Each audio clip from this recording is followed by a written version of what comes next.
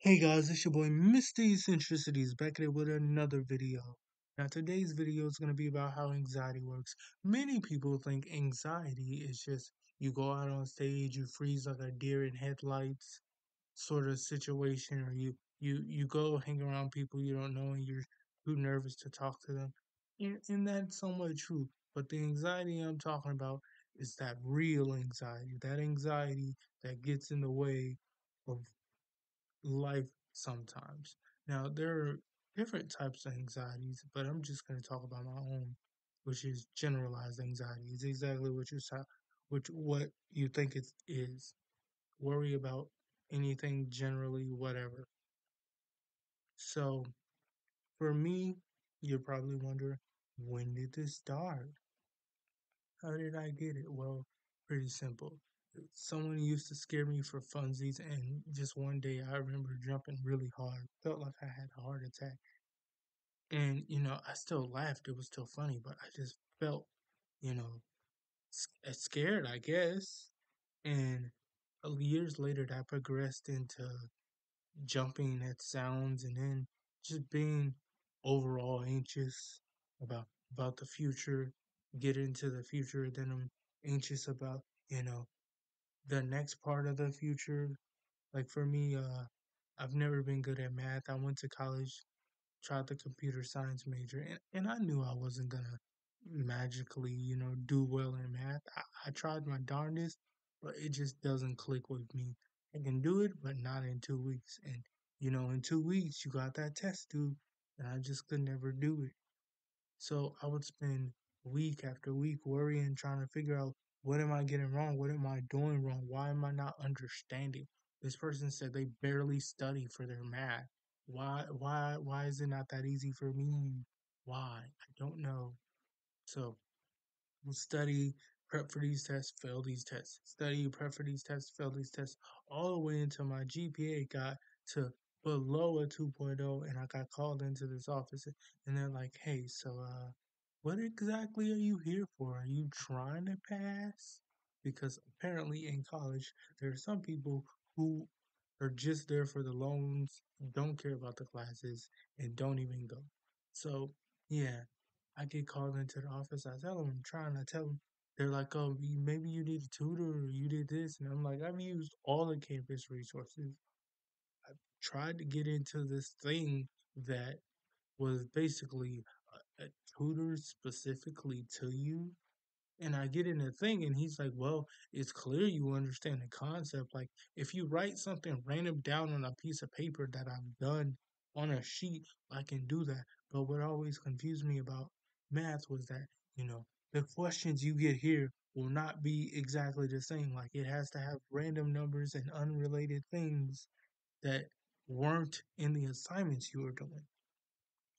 And so I was talking to this guy about all this stuff, and I just started crying, worried about my future, worried about what's going to happen. Am I going to be homeless if I can't get this degree because I can't get a job?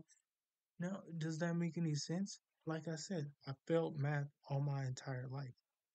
Like, I knew that that would happen, or at least I should have been ready. No, it doesn't make any sense to be crying when you knew you were don't get it, man. But that's what anxiety does. I worried about passing the next test and what that meant, even though I knew I wasn't going to pass any of these tests. Because anxiety does not have any rhyme or reason to it. It's like a roller coaster.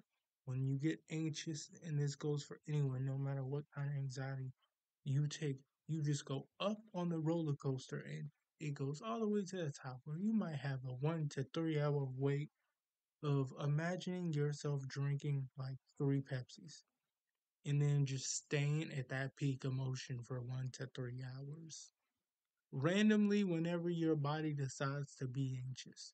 And then you think the drop is going to be instant? No, the rocket is instant. Getting to the top is instant. The getting to the bottom is like you slowly crashing on those 300 Pepsis you drunk. And you don't really fully get to the bottom. You just become emotionally exhausted, be exhausted, and it just eventually goes away, which was actually a big motivator for me getting rid of my anxiety or dealing with it because when I got into therapy, that was the first thing I dealt with because I didn't know how to deal with it. And you're probably thinking, well, I know how it works, but if I had it, how would you deal with it? Well, it's simple. If you need medication, maybe you need medication and you should figure it out some from there. But if you know you don't need medication because you weren't always like this, you just became this way somehow, then you would just think to yourself, who's thinking these thoughts? And I know it sounds silly, but that's your starting point because you're the one thinking these thoughts. And I don't know if this is pretty common, but for me, well, I actually know it's quite common. When you get anxious, you think of the most silliest things ever. If anyone has an anxious friend and they've ever had them to share their anxious thoughts out loud, it makes no sense. And when you think about the things you think, you know that's just you. There's nothing else there. You're thinking this silly stuff or whatever, like how a giraffe's tail would look on an elephant. Like what? And once you realize that, you're the one who's thinking the thoughts, the second step, or rather the first step should have been to want to change. If you don't want to really get over it, you're not going to get over it. If you want to get over it, then you should start trying to get over it.